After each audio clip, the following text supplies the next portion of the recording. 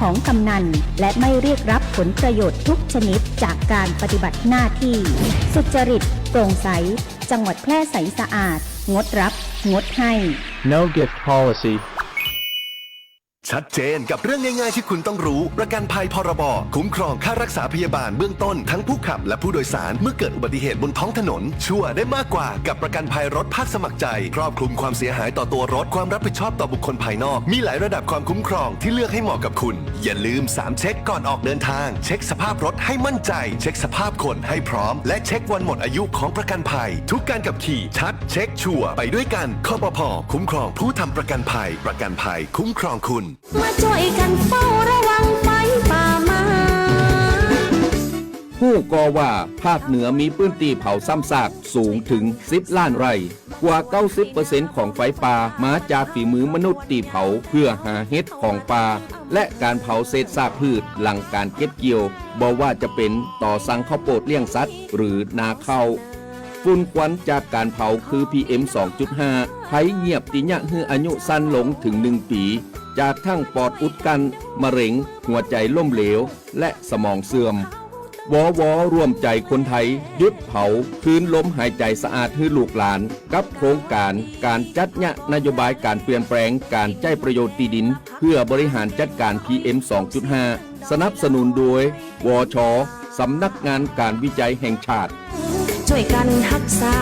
บ้านสวนให้นาบ่อไฟป่ามันเข้าขบวนยาวแต่เราเข้ามาทั้งอำเภอแค่3 ปีความเสียหายจากอาชญากรรมไซเบอร์ของคนไทยพุ่งทะลุถึง 94,000 ล้านบาทหรือเฉลี่ยปีละ 30,000 ล้านบาททุก1 ชั่วโมงเราเสียเงินกว่า 3.4 ล้านบาทให้กับมิจฉาชีพออนไลน์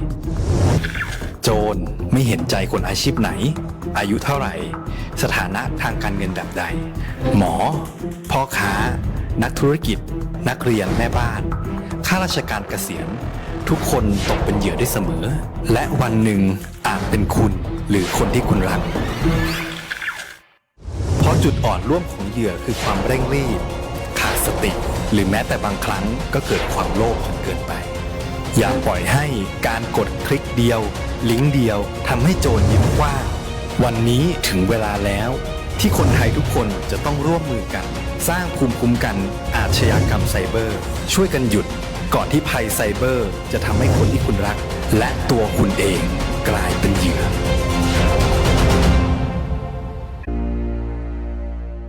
สวัสดีเจ้าน้ำตาลพิษคณะนะเจ้าขอเชิญชวนฮีโร่เจ้าประจำตีสัญญาว่าจะมาบริจาคเลือดตึง3 เดือนและคนตีมาบริจาคเตือแรกอยากให้อยู่ด้วยกันเป็นหมื่นๆส่วนคนตีหายไปหมู่เฮายังรอคุณปิกมาหาเสมอเนอะเจ้าสำหรับไผที่ยังบ่เคยบริจาคเลือดมาลองเป็นผู้ฮื้อและมาเป็นครอบครัวเดียวกันเนอะเจ้าเพราะทุกวินาทีคือโอกาสช่วยชีวิตการฮื้อเลือดเลยเป็นเรื่องที่รอวันผูกบ่ได้ติดตาม Give But Now ฮื้อเลือดฮื้อได้ฮื้อเลยได้ทุกแพลตฟอร์ม Official ของศูนย์บริการโลหิตแห่งชาติสภากาชาดไทยเจ้าคุณกำลังฟัง FM 91 MHz สวท แพร่ให้ความรู้คู่ความสุขที่นี่สถานีวิทยุกระจายเสียงแห่งประเทศไทยจังหวัดแพร่ส่งกระจายเสียงด้วยระบบ FM สเตอริโอมัลติเพล็กซ์ความถี่ 91 เมกะเฮิรตซ์จากนี้ไปติดตามรับฟังรายการมองเมืองแพร่ทุกวันจันทร์ถึงวันศุกร์ในเวลา 14 นาฬิกาถึง 15 นาฬิกาช่วงศาลเยาวชนแชร์ความรู้อู้เรื่องกฎหมาย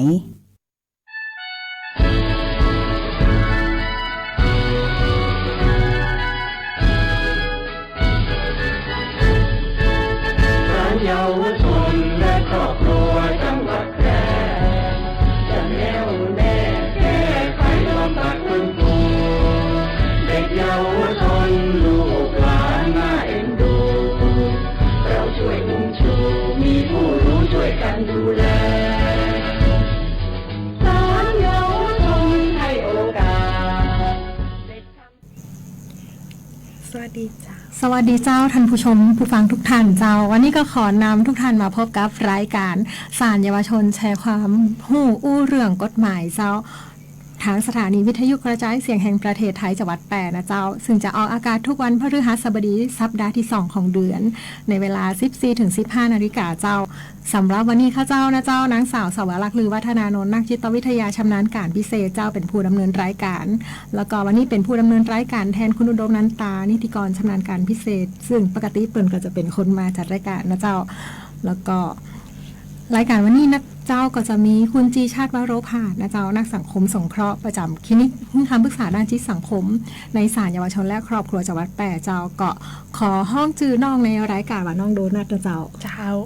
ก็น้องโดนัทก็จะได้มาอู้คุยกันในรายการกับดิฉันในวันนี้นะคะแล้วก็สาระน่ารู้ในรายการศาลเยาวชนแชร์ความรู้อู้เรื่องกฎหมายในวันนี้ก็จะมีเป็นหัวข้อนะเจ้าอันแรกก็คือก็จะมาให้รู้จักกับการขับเคลื่อนนโยบายของประธานศาลฎีกาพุทธศักราช 2569 เจ้าก็คือคุณธรรมนำทางสร้างศรัทธาพัฒนาคุณภาพเจ้ามันเป็นนโยบายเพื่อประชาชนนะเจ้าเพื่อยกระดับการให้บริการประชาชนให้เข้าถึงความยุติธรรมได้ง่ายรวดเร็วแล้วก็โปร่งใสเจ้าแล้วก็จะมีวันศาลยุติธรรมคลินิกให้คำปรึกษาด้านจิตสังคมในศาลเยาวชนและครอบครัวจังหวัดแพร่เจ้าซึ่งก่อนที่จะฟังสาระน่ารู้ในวันนี้ไปพักฟังเพลงกันก่อนค่ะสัก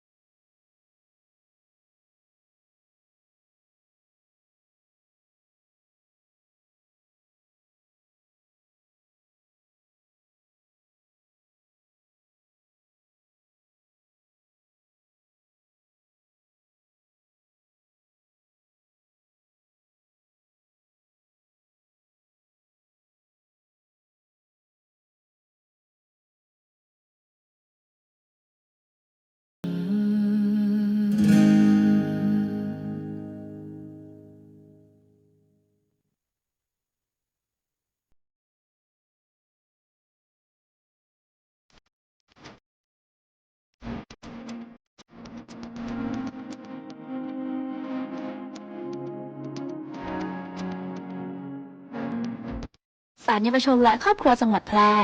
ได้ตระหนักถึงปัญหาความรุนแรงในครอบครัวและการปฏิบัติต่อเด็กโดยมิชอบด้วยกฎหมายจึงดำเนินโครงการส่งเสริมระบบการช่วยเหลือผู้ถูกกระทำความรุนแรงในครอบครัวการปฏิบัติต่อเด็กโดยมิชอบด้วยกฎหมายและการประสานสร้างเครือข่ายหน่วยงานที่เกี่ยวข้องจัดให้มีการลงนามบันทึกข้อตกลงว่าด้วยความร่วมมือเพื่อการประสานงานระหว่างศาลเยาวชนและครอบครัวจังหวัดแพร่กับศูนย์ดำรงธรรมจังหวัดแพร่ตำรวจภูธรจังหวัดแพร่สำนักงานพัฒนาสังคมและความมั่นคงของมนุษย์จังหวัดแพร่บ้านพักเด็กและครอบครัวจังหวัดแพร่และโรงพยาบาลแพร่เพื่อพัฒนาระบบการช่วยเหลือผู้ถูกกระทำความรุนแรงในครอบครัวการปฏิบัติต่อเด็กโดยมิชอบด้วยกฎหมายในการขอรับความคุ้มครองผ่านกระบวนการทางศาลหากท่านพบเห็นหรือตกเป็นผู้ถูกกระทำความรุนแรงสามารถแจ้งความประสงค์ในการขอรับความคุ้มครองผ่านกระบวนการทางศาล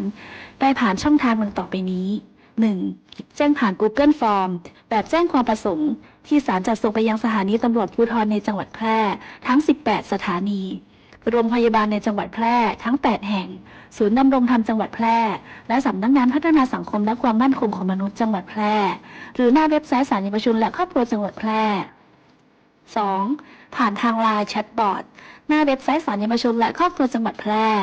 3. แจ้งความประสงค์ณศาลเยาวชนและครอบครัวจังหวัดแพร่หรือสอบถามข้อมูลเพิ่มเติมได้ที่ 054-533-487 ความรุนแรงยุติได้ด้วยตัวเราครอบครัวและสังคมศาลเยาวชนและครอบครัวจังหวัดแพร่ขอเป็นส่วนหนึ่งในการยุติความรุนแรงด้วยการให้การคุ้มครองสวัสดิภาพผู้ถูกกระทำความรุนแรงในครอบครัวการปฏิบัติต่อเด็กโดยมิชอบด้วยกฎหมายผ่านกระบวนการทางศาลขอบคุณค่ะ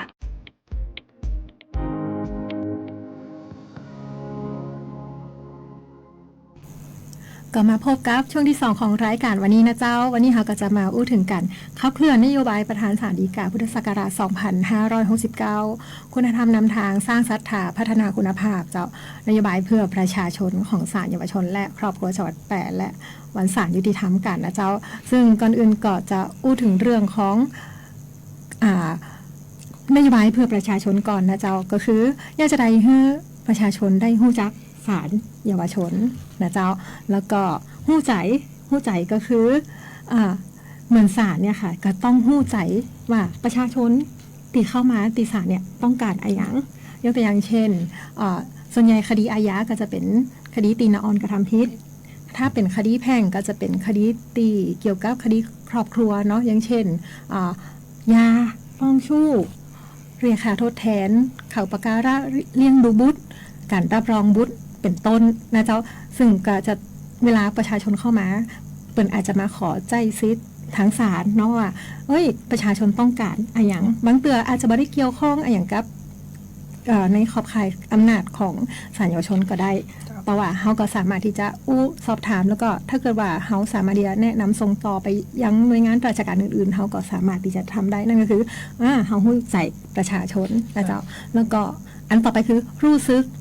ก็คือก็จะต้องรู้ว่าเวลาเขาให้บริการกับประชาชนแล้วเนี่ยประชาชนรู้สึกจะได้กับศาลของพึงพอใจในการให้บริการหรือเปล่าและอันสุดท้ายก็คือ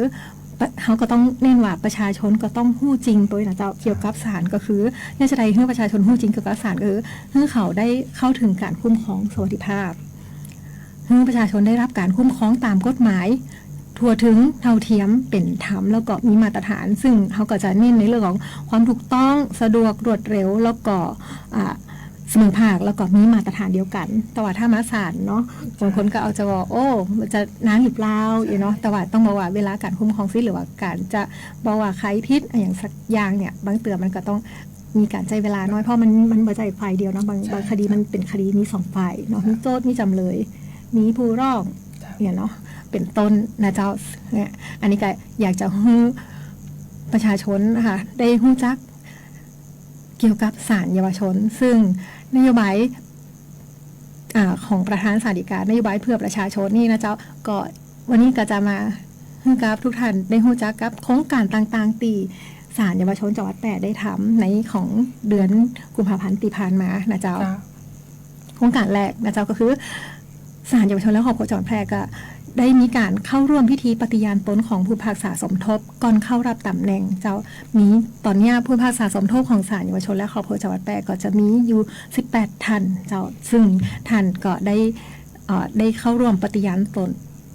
เพื่อที่จะปฏิบัติหน้าที่เป็นผู้พิพากษาสมทบเมื่อวันที่ 1 มีนาคม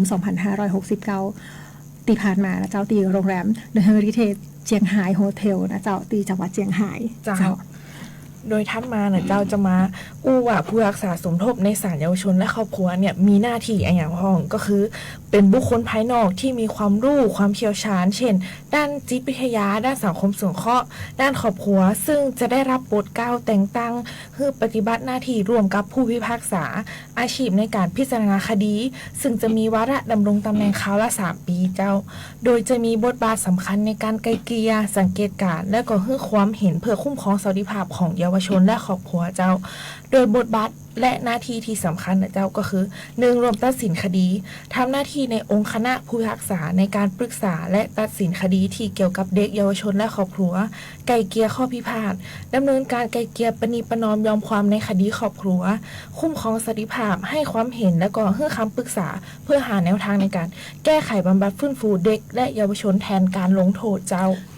ซึ่งผู้พิพากษาสมทบเนี่ยเจ้าถือเป็นเจ้าพนักงานในตำแหน่งตุลาการศาลยุติธรรมที่จะมาช่วยให้กระบวนการยุติธรรมสำหรับเด็กเยาวชนและครอบครัวมีความสมบูรณ์และก็มีความละเอียดอ่อนมากยิ่งขึ้นเจ้าขอบคุณเจ้าคุณน้องโดนัทเนาะจะได้รู้จักกับผู้พิพากษาสมทบในศาลเยาวชนและครอบครัวจังหวัด8เนาะซึ่งผู้พิพากษาสมทบนี่ก็เป็นบุคคลที่สำคัญเป็นอยู่ในกระบวนการในชั้นของการพิจารณาภาษาคดีของเด็กและเยาวชนซึ่งท่านก็บ่ได้เฉพาะแค่ในการพิจารณาอย่างเดียวเนาะมีการจัดโครงการต่างๆตีมันเกี่ยวข้องกับการบำบัดแก้ไขฟื้นฟูนะอ่อนตัวนะเจ้าอย่างตีน้องโดนัทบอกตะกี้ที่บอกว่ามีการไกลเกลี่ยข้อพิพาทประนีประนอมยอมความในคดีซึ่งจริงในส่วนของภาษาสมทบท่านก็จะทำหน้าที่เป็นผู้ประสานการประชุมเจ้าในคดีนะเจ้าแล้วก็โครงการต่อไปนะเจ้าศาลเยาวชนและครอบครัวจังหวัดแปรก็ได้มีโครงการในการเข้าห้องได้เพิ่มมาตรการรักษาความปลอดภัยบุคคลและทรัพย์สินในบริเวณศาลโดยก็จะมีการรวมแถวพนักงานรักษาความปลอดภัยชี้แจงการปฏิบัติหน้าที่แล้วก็ฝึกออกกำลังกายซึ่งผู้รักษาความปลอดภัยเนี่ยค่ะทำเพื่อให้มีความรอบในการรักษาความปลอดภัยบุคลากรแล้วก็ทรัพย์สินบริเวณศาลซึ่งจุดนี้สำคัญมากเจ้าก็คืออย่างน้อยก็สร้างความเชื่อมั่นให้กับประชาชนผู้มาติดต่อราชการตีศาลเยาวชนและครอบครัวจังหวัดแปรเนาะซึ่งเขาเลยบอกว่านโยบายประสานฐานศาลฎีกาเนี่ยเป็นก็จะส่งเสริมในมาตรการเพื่อความปลอดภัยในการทำงานและก็สภาพแวดล้อมที่ดีให้กับบุคลากรในศาลแล้วก็ประชาชนตีมาติดต่อราชการเจ้า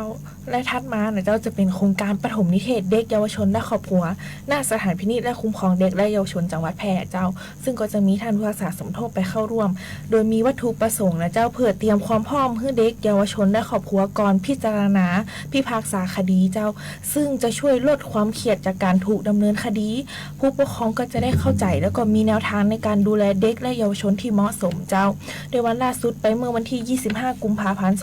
2569 เจ้าซึ่งจะไปเป็นเดือนละครั้งนะเจ้าแล้วก็ถัดมาก็จะเป็นโครงการให้ความรู้และฝึกทักษะการขับขี่รถจักรยานยนต์อย่างปลอดภัยซึ่งมีวัตถุประสงค์เพื่อ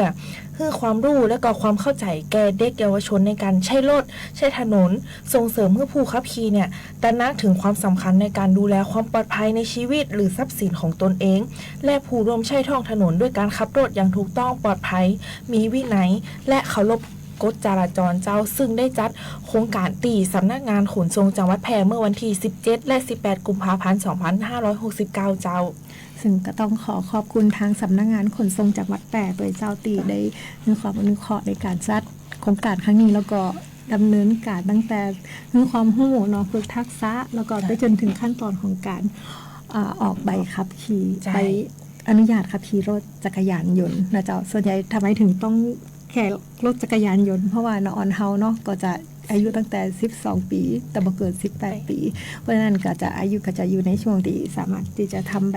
ขับขี่รถจักรยานยนต์ได้ก็คือช่วงอายุ15 ปีขึ้นไปนะเจ้าแล้วก็ต่อไปนะเจ้าในหัวข้อที่2เนาะตีจะอู้คือกับทุกท่านได้ฮู้ก็คือวันศาลยุติธรรมเจ้าว่าวันศาลยุติธรรมเนี่ยคือหยังเจ้าแล้วก็สำคัญจะใดเนาะซึ่งวันศาลยุติธรรมนะเจ้าก็จะตรงกับวันที่21 เมษายนของทุกปีวันนี้เฮามา เกินมาอู้กันก่อนเพราะว่าอยากให้ทุกท่านรู้จักก่อนเนาะก็วันที่21เมษายนของทุกปีก็จะเป็นวันระลึกถึงพระมหากรุณาธิคุณของพระบาทสมเด็จพระจุลจอมเกล้าเจ้าอยู่หัวรัชกาลที่5นั่นเองเนาะที่ท่านได้ทรงสถาปนาศาลยุติธรรมไทยเจ้าซึ่งเริ่ม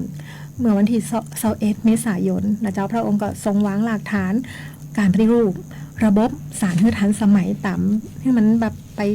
ทั่วกับอารยประเทศนะเจ้าแล้วก็จะมีการฝังหิรัญญบัตรเพื่อสร้างศาลสถิตยุติธรรมก็มีวัตถุประสงค์ก็เพื่อยกระดับความยุติธรรมคือสู่มาตรฐานสากลเนี่ยเฮามีความเป็นสากลตั้งแต่ยุคสมัยนั้นแล้วนะเนาะแล้วก็ตะกี้ที่อู้ถึงในเรื่องของหิรัญญบัตรคืออะไรอย่าง ใช่ เนาะ สงสัยเหมือนกันเจ้าหิรัญญบัตรก็คือแผ่นเงินจารึกพระราชปรารภในการจัดตั้งศาลเนาะเพื่อคือการพิจารณาคดีเป็นไปอย่างอิสระและก็ยุติธรรมนะเจ้าซึ่งวันศาลยุติธรรมเนี่ยก็เขาห้องว่ามีมานานละซึ่งในปีเนี่ย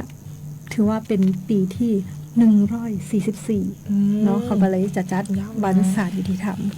144ครบ144ปีในปีนี้นะเจ้าโดยศาลยุติธรรมเนี่ยเจ้าจะเป็นสถาบันหลักในการพิจารณาพิพากษาคดีทั่วไปทั้งแพ่งและก็อาญาเพื่อมีความยุติธรรมรวดเร็วและก็เป็นที่พึ่งของประชาชนได้จริงเจ้าโดยโครงสร้างของศาลยุติธรรมเนี่ยจะมีอำนาจพิจารณาพิพากษาคดีเกือบทั้งหมดเลยเจ้ายกเว้นคดีที่อยู่ในอำนาจศาลปกครองศาลทหารหรือศาลรัฐธรรมนูญเจ้าซึ่งจะแบ่งออกเป็น3ชั้นนะเจ้าดังนี้ก็คือชั้นหนึ่งก็คือศาลชั้นต้นก็คือศาลแรกที่รับฟ้องคดีเช่นศาลจังหวัดศาลแขวงศาลอาญาศาลแพ่งอันนี้ทุกคนก็จะหูทั่วไปเนาะศาลเฮานี้ที่ศาลเจ้าที่จังหวัดแปรมี2ศาลก็คือศาลจังหวัดแล้วก็ศาลเยาวชนก็จะเป็นศาลชั้นต้นนะคะและถัดมาก็จะเป็นศาลอุทธรณ์ซึ่งจะพิจารณาคดีที่คู่ความขออุทธรณ์คำพิพากษาจากศาลชั้นต้นถัดมาก็จะเป็นศาลฎีกาเจ้าซึ่งเป็นศาลสูงสุดของประเทศคำพิพากษาเนี่ยจะถือเป็นที่สิ้นสุดเจ้าซึ่งในวันที่เขาว่าที่เขาบอกว่าวันศาลยุติธรรม21เมษายนของทุกปีเนาะเขาก็จะมีการจัดกิจกรรมวันศาลยุติธรรมเนาะโดยปกติก็จะมีการจัดกิจกรรมสัปดาห์วันศาลยุติธรรมก็อย่างเช่นมีการทำบุญตักบาตรเนาะการนิทรรศการให้ความรู้ทางกฎหมายแก่ประชาชนแล้วก็มีการบริจาคโลหิตเนาะซึ่งเขาจะของศาล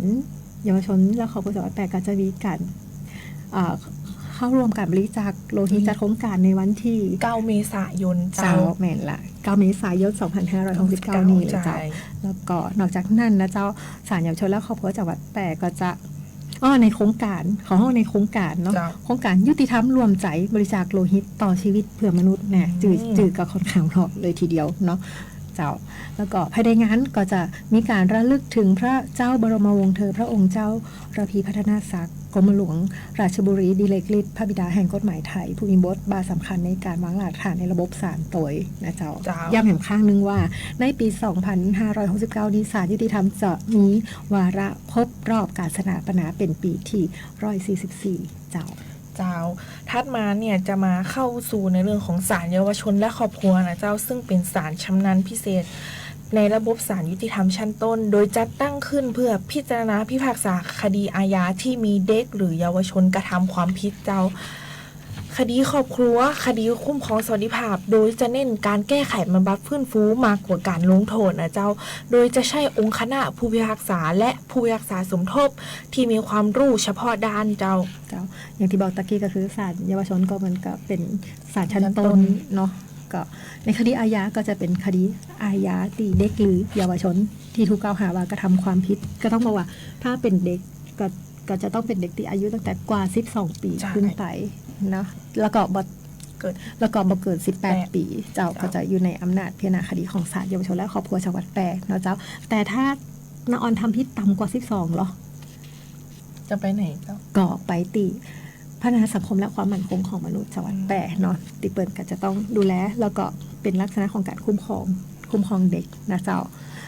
แล้วก็คดีครอบครัวเนาะคดีครอบครัวนี่ก็จะเป็นคดีเกี่ยวกับการหย่าร้างการสมรสการฟ้องหย่าการรับรองบุตรการดูแลบุตรแล้วก็การจัดการทรัพย์สินระหว่างสามีภรรยาอย่างเช่นแบบเหมือนทายาทแล้วก็มีทรัพย์สินหาได้ร่วมกันแล้วก็จะ แบ่งสินสมรสจะได้เนาะ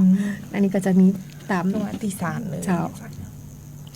แล้วก็คดีคุ้มครองสวัสดิภาพก็เข้ามาที่ศาลเยาวชนนะเจ้าก็เป็นคดีที่เกี่ยวกับความรุนแรงในครอบครัว การคุ้มครองเด็กจากการถูกกระทำมิชอบ หรือกรณีที่เด็กถูกทอดทิ้งนะเจ้าซึ่งในคดีคุ้มครองสวัสดิภาพบางทีก็มันบ่ได้เฉพาะแค่พ่อแม่ก็ลูกหรือว่าเรื่องนี้เนาะคือคนในครอบครัว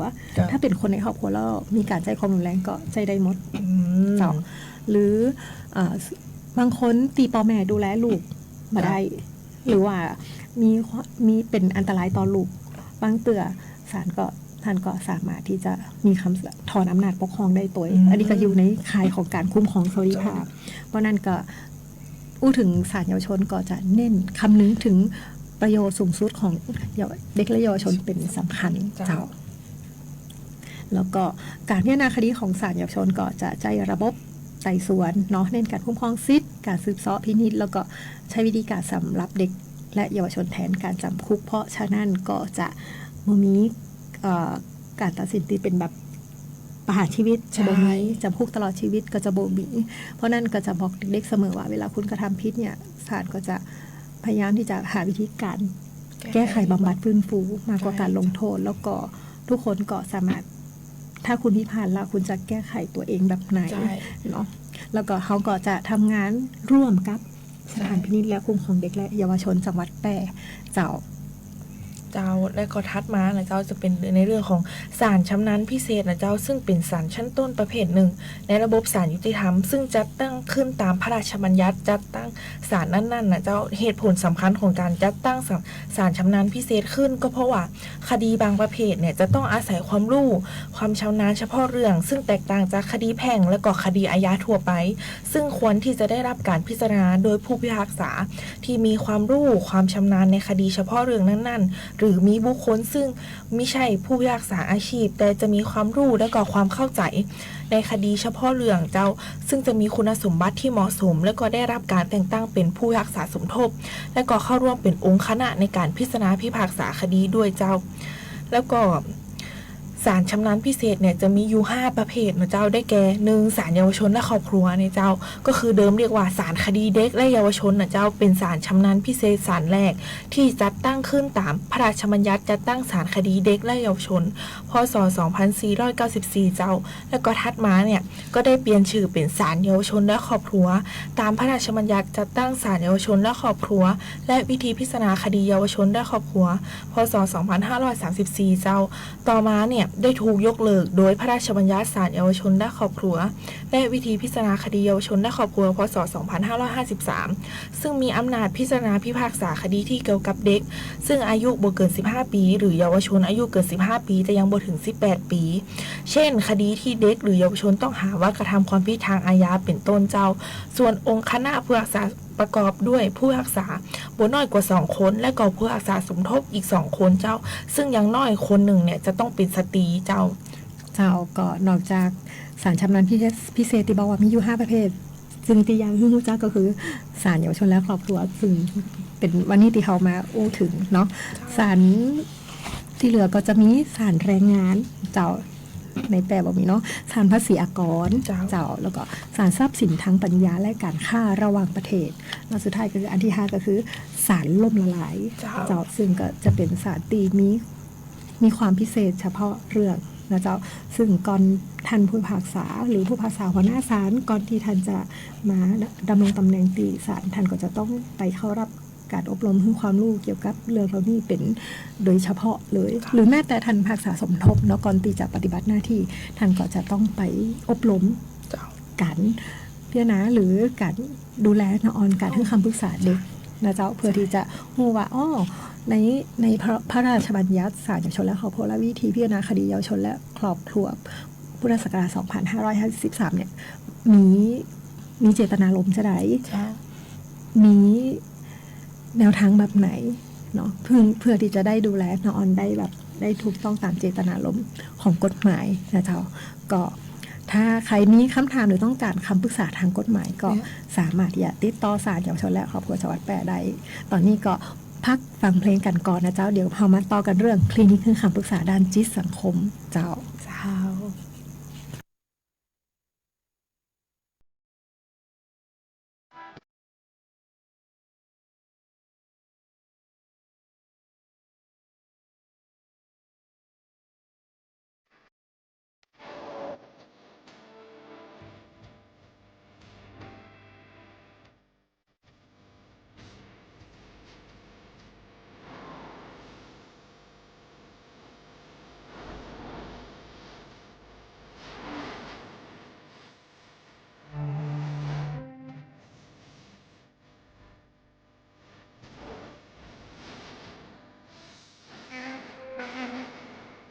เ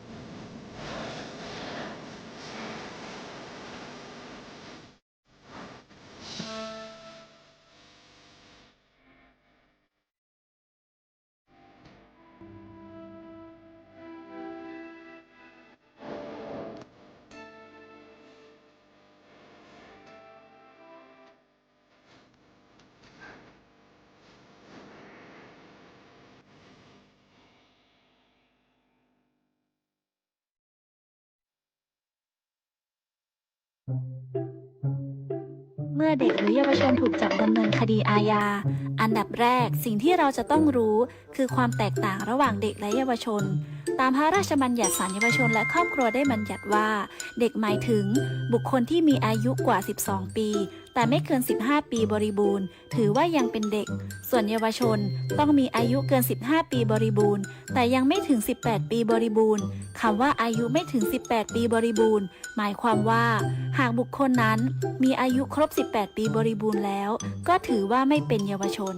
เกณฑ์อายุและความรับผิดทางอาญา หากเด็กอายุไม่เกิน 12 ปี พนักงานสอบสวนรวบรวมข้อเท็จจริง สอบสวนเพื่อทำความเห็นส่งอัยการ ประเมินความจำเป็นว่าเด็กเข้าเกณฑ์ที่จะได้รับการสงเคราะห์หรือไม่ หากไม่จำเป็นก็จะมอบให้เด็กอยู่ในการปกครองของผู้ปกครอง หากจำเป็นจะถูกส่งไปยังบ้านพักเด็กและครอบครัวชั่วคราว หากเด็กอายุกว่า 12 ถึง 15 ปี ก็จะใช้การตักเตือนเด็ก หรือผู้ปกครอง คุมประพฤติ โดยพนักงานคุมประพฤติส่งไปอยู่กับบุคคลหรือองค์กรที่ยอมรับเด็ก เพื่อสั่งสอนอบรม ส่งตัวไปโรงเรียนหรือสถานฝึก โดยจะไม่ให้อยู่จนอายุเกิน 18 ปี และใช้มาตรการพิเศษแทนการดำเนินคดี เช่น การแก้ไขบำบัดฟื้นฟู โดยจะพิจารณาตามความเหมาะสม หากเด็กอายุ 15-18 ปี อาจใช้วิธีการสำหรับเด็กเหมือนเยาวชนอายุ 12-15 ปี หรือลดโทษลงครึ่งหนึ่งของโทษที่กฎหมายกำหนดไว้ หากเด็กนั้นทำความผิดก่อนอายุ 18 ปี แต่เมื่อดำเนินคดีเสร็จสิ้น เด็กมีอายุ 18-20 ปีศาลอาจใช้ดุลพินิจลดโทษให้ 1 ใน 3 หรือกึ่งหนึ่งของโทษที่กฎหมายกำหนดไว้ หรือศาลสั่งให้ควบคุมตัวไว้ที่เรือนจำในกรณีที่เยาวชนมีอายุตั้งแต่ 18 ปีขึ้นไป และมีพฤติกรรมที่เป็นภัยต่อผู้อื่น หรือมีอายุ 20 ปีบริบูรณ์แล้ว ขั้นตอนและสิทธิ์เมื่อถูกจับกุม เมื่อเด็กและเยาวชนกระทำความผิด ตำรวจจับกุมจะต้องแจ้งสิทธิ์และข้อหากับเด็กและเยาวชนก่อน แล้วจึงนำส่งให้พนักงานสอบสวนทันที ก่อนการสอบปากคำพนักงานสอบสวนจะต้องแจ้งให้ผู้ปกครองของเด็กและเยาวชนทราบ เมื่อทุกอย่างเรียบร้อย ก็จะเริ่มการสอบปากคำและแจ้งข้อกล่าวหาอีกครั้ง โดยการสอบปากคำและแจ้งข้อกล่าวหาเด็กและเยาวชนนั้น จะต้องมีสหวิชาชีพ อันได้แก่ นักจิตวิทยา นักสังคมสงเคราะห์ บุคคลที่เด็กร้องขอ และพนักงานอัยการเข้าร่วมสอบปากคำด้วยเสมอ ในขณะเดียวกัน พนักงานสอบสวนจะต้องแจ้งให้ผู้อำนวยการสถานพินิจที่อยู่ในเขตนั้นๆทราบ เพื่อเตรียมการสำหรับการสืบเสาะและพินิจไม่ว่าการสอบปากคำจะเสร็จสิ้นเรียบร้อยแล้วหรือไม่ เด็กและเยาวชนจะอยู่ภายใต้การควบคุมตัวของพนักงานสอบสวนเพียง 24 ชั่วโมงเท่านั้น โดยหลังจากนั้น พนักงานสอบสวนจะต้องนำตัวเด็กและเยาวชนนั้น ส่งให้กับศาลเยาวชนและครอบครัว เพื่อตรวจสอบการจับกุมทันที แต่ทางศาลก็ไม่ได้มีอำนาจควบคุมตัวเด็กหรือเยาวชนเอาไว้ที่ศาล เด็กและเยาวชนที่ถูกจับ หากศาลไม่อนุญาตให้ปล่อยตัวชั่วคราว จะถูกส่งให้อยู่ในความคุ้มครองดูแลของสถานพินิจ โดยทางสถานพินิจก็จะสืบเสาะหาข้อเท็จจริง ในเรื่องของอายุ ประวัติ ความประพฤติ สติปัญญา การศึกษา การอบรม สุขภาพ ภาวะแห่งจิต นิสัย อาชีพ และฐานะของเด็กหรือเยาวชน รวมถึงข้อเท็จจริงของผู้ปกครองที่เด็กอาศัยอยู่ด้วย ตลอดจนสภาพแวดล้อมทั้งหมดที่เกี่ยวข้องกับเด็ก ข้อมูลการสืบเสาะหาข้อเท็จจริงดังกล่าว ของสถานพินิจจะถูกทำเป็นรายงาน เพื่อรายงานแก่ตำรวจ อัยการ และศาลภายในระยะเวลา 30 วัน ภายหลังจากที่ได้รับสำนวนจากพนักงานสอบสวน และรายงานจากสถานพินิจพนักงานอัยการจะใช้ดุลพินิจเพื่อพิจารณาว่าจะฟ้องเป็นคดีอาญาหรือไม่ เพื่อให้ศาลเยาวชนพิจารณาคดีต่อไป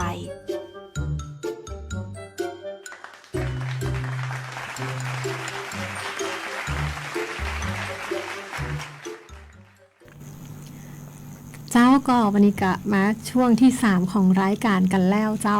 ก็แต่ก่อนเราจะไปพูดถึงเนื้อหาของคลินิกคือคำปรึกษาด้านจิตสังคมในศาลเยาวชนและครอบครัวจังหวัดแพร่เราก็จะมีข้อคำถามจากผู้รับชมรับฟังจากทางบ้านเนาะตีได้มีคำถามส่งเข้ามาเจ้าก็ทาง Facebook เนาะตีถามเข้ามาขอทราบสถานที่ตั้งของสำนักงานของศาลเยาวชนและครอบครัวจังหวัดแพร่เจ้าน้องรุ่นนัทเขาอยู่ที่ไหนเขาอยู่ในตัวเมืองเลยเจ้าอยู่ตรงข้ามโรงพยาบาลแพร่เลยเจ้าอยู่ติดสีแยกไฟแดงเลยเนาะหลังคาสีแดงนี่เลยเจ้าก็จะมีประชาชนหลายท่านบางเตือสับสนเนาะบางเตือบางคนอาจจะไปสำนักงานคุมประพฤติหรือว่าไปสถานพินิจหรือไปบังคับคดีหรือไปสำนักงานยุติธรรมจังหวัดอันนั้นเปิดอยู่อาคารหลังคาสีส้มนะจ๊ะแต่ว่าของศาลเยาวชนและครอบครัวจังหวัดแพร่ก็จะอยู่เป็นอาคารหลังคาสีแดงอยู่ตรงข้ามโรงพยาบาลแพร่นะจ๊ะถ้าเกิดว่ามาจากทางโรงเรียนอนุบาลแพร่เขาก่อนถึงเขาว่าหน้าโรงพยาบาลเขาจะอยู่ทางฝั่งขวามือแต่ถ้าเขามาจากโรงเรียนเทพิทักษ์เนาะเขาก็อยู่ทางซ้ายมือเจ้าก็ศาลเยาวชนและครอบครัวจังหวัดแพร่ก็พร้อมที่จะให้บริการกับประชาชนทุกท่านนะเจ้าไม่จำเป็นที่จะต้องเป็นนางออนตีในคดีตีหรือว่าผู้ปกครองตีมีเด็กและลูกหลานตีอยู่ในคดีไม่จำเป็นต้องเป็นคนที่ถูกดำเนินคดีตีจะเข้าไปเนาะถ้าเกิดว่ามีใครตีมีปัญหาที่เกี่ยวกับลูกหลานหรือว่า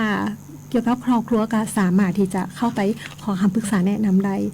ทั้งกับนักจิตวิทยาในสังคมสงเคราะห์หรือถ้ามีปัญหาในเรื่องของกฎหมายก็สามารถที่จะไปขอคำปรึกษาด้านกฎหมายกับทางนิติกรก็ได้แล้วก็ศาลก็ยังมีที่ปรึกษากฎหมายเจ้าอ่ะเรามาอู้กันในเรื่องของ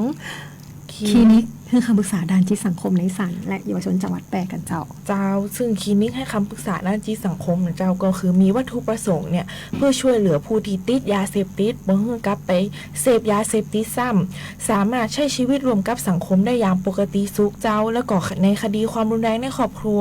ผู้ถูกกระทำความรุนแรงในครอบครัวก็ได้รับการช่วยเหลือความสัมพันธ์ในครอบครัวก็ได้รับการแก้ไขสามารถอยู่ร่วมกันในครอบครัวด้วยความสงบสุขเจ้าโดยกลุ่มเป้าหมายของผู้ให้บริการนะเจ้าของคลินิกจิตสังคมเนี่ยก็คือผู้ต้องหาหรือว่าจำเลยในคดียาเสพติดหรือคดีอื่นที่มีปัญหาการใช้ยาเสพติดหรือปัญหาทางสุขภาพจิตเป็นจิตเวชหรือก็คดีความรุนแรงในครอบครัวในระบบศาลก็ได้เจ้าแล้วก็ครอบครัวของผู้ต้องหาหรือจำเลยคดียาเสพติดหรือคดีอื่นที่มีปัญหาในเรื่องของการใช้ยาเสพติดเจ้านอกจากเนี่ยการให้คำปรึกษาแนะนำก็ยังมีการจัดกิจกรรมภายใต้โครงการเพิ่มประสิทธิภาพระบบการให้คำปรึกษาด้านจิตสังคมในระบบศาลซึ่งประจำปีงบประมาณพุทธศักราช 2569 เจ้าซึ่งมีโครงการอะไรอย่างบ้านนะเจ้าก็ศาลเยาวชนแปรก็จะมีโครงการอบรมแนวทางการดำเนินงานคลินิกให้คำปรึกษาด้านจิตสังคมเนาะแต่อันเนี้ยเป็นโครงการตีเขาว่าให้อบรมแนวทางการดำเนินงานให้กับทางเจ้าหน้าที่เนาะเพื่อที่จะให้บริการกับประชาชนให้เจ้าหน้าที่ได้เข้าใจว่าคลินิกจิตสังคมเนี่ยมีความสำคัญจะได้ทำไมถึงต้องมาอยู่ในศาลซึ่งไม่ได้มีเฉพาะศาลเยาวชนเนาะคลินิกให้คำปรึกษาด้านจิตสังคมมีทั้งในศาลเยาวชนแล้วก็มีทั้งในศาลจังหวัดโดยนะจ๊ะขออนุญาตประชาสัมพันธ์กับศาลจังหวัดโดยเนาะ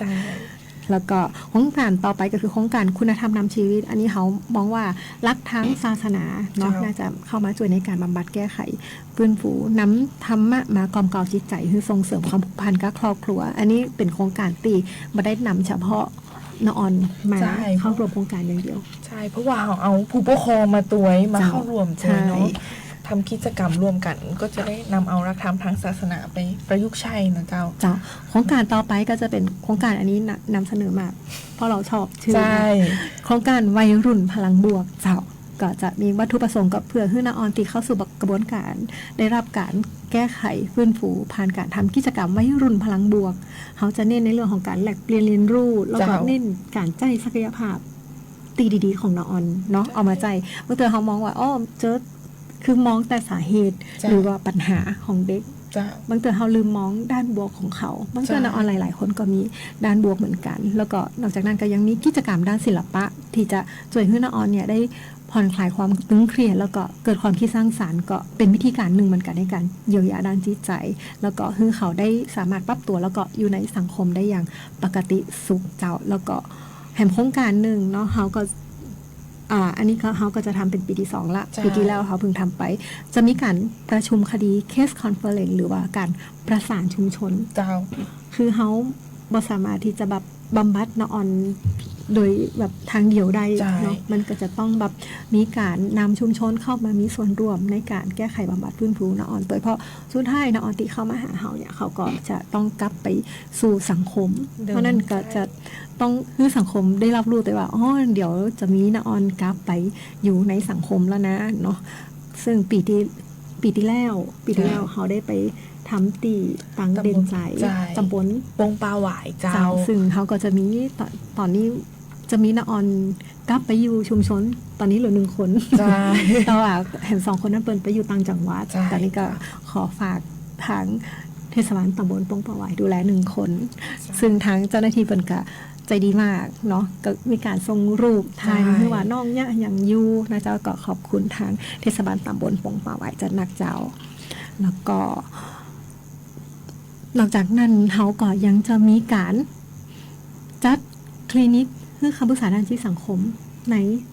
วิทยาลัยอาชีวศึกษาใช่แต่ว่าตอนนี้เขาเปลี่ยนชื่อไปคือสอดคล้องกับของวิทยาลัยอาชีวะแล้วก็นอกจากนั้นเขาก็จะมีคลินิกเพื่อคำปรึกษาด้านจิตสังคมตี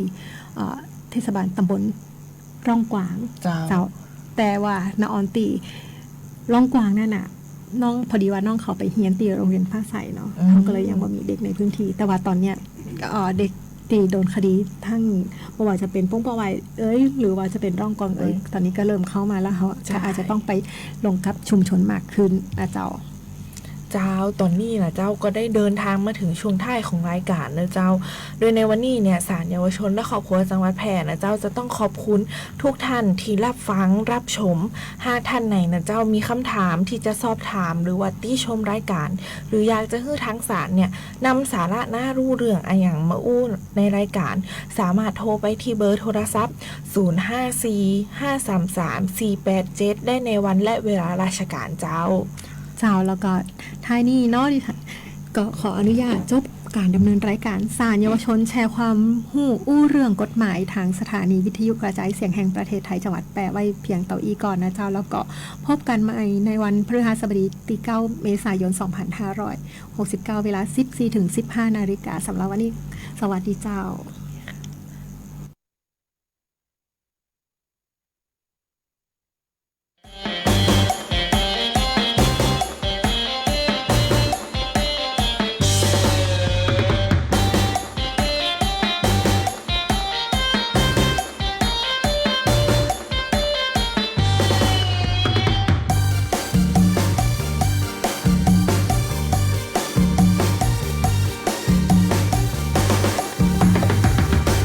คดีอะไรกับคู่กรณีมีทางเลือกที่ดีคือการไกล่เกลี่ยก่อนฟ้องในกรณีพิพาทในการฟ้องร้องและก่อนที่จะฟ้องก็ยังมีช่องทาง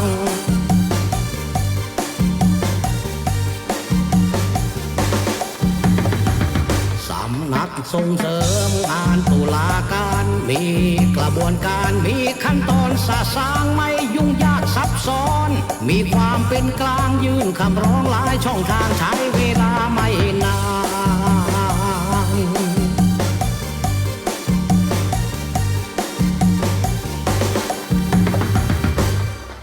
ไม่ต้องยื่นฟ้องคดีไม่ต้องมีทนายความมีคนกลางช่วยเจรจาเทคแคร์อยู่ในการดูแลตลอดกระบวนการร้องขอยื่นคำขอเลยนะในวันทำสัญญาประนีประนอมต่อศาลพิพากษาตามยอมเลยนั่นความจำเป็นเหล่านั้นต้องระบุเหตุผล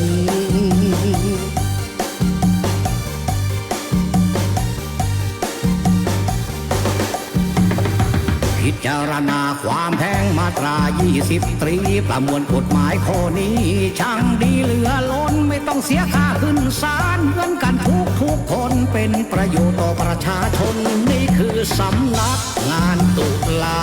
การ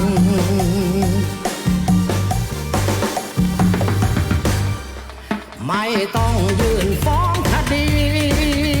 ไม่ต้องมีทนายความมีคนกลางช่วยเจรจาเทคแคร์อยู่ในการดูแลตลอดกระบวนการร้องขอยื่นคำขอเลยนะในวันทำสัญญาประนีประนอมต่อศาลพิพากษาตามยอมเลยนั่นความจำเป็นเหล่านั้นต้องระบุเหตุผล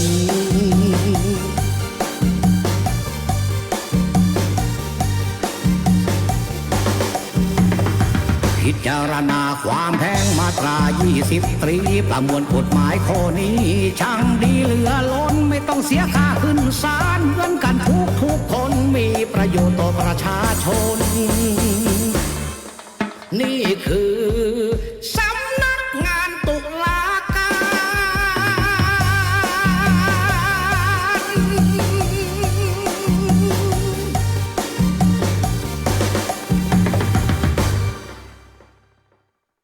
ผมกริดโทนขอชวนฮีโร่ขาประจำที่สัญญาว่าจะมาบริจาคโลหิตทุก3 เดือนและผู้บริจาคโลหิตครั้งแรกที่อยากให้อยู่กับเราไปนานๆส่วนคนที่หายไปเรายังรอคุณกลับมาเสมอนะสำหรับคนที่ไม่เคยบริจาคโลหิตมาเป็นผู้ให้และเป็นครอบครัวเดียวกันเพราะทุกวินาทีคือโอกาสช่วยชีวิตการให้เลือดจึงรอไม่ได้ติดตาม Give Blood Now ให้เลือดให้ได้ให้เลยในทุกแพลตฟอร์ม Official ของศูนย์บริการโลหิตแห่งชาติสภากาชาดไทย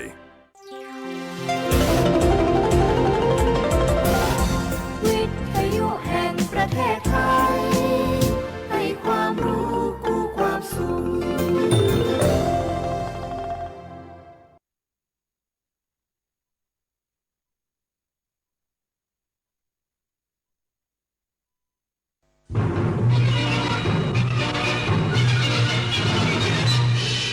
ถานีวิทยุกระจายเสียงแห่งประเทศไทย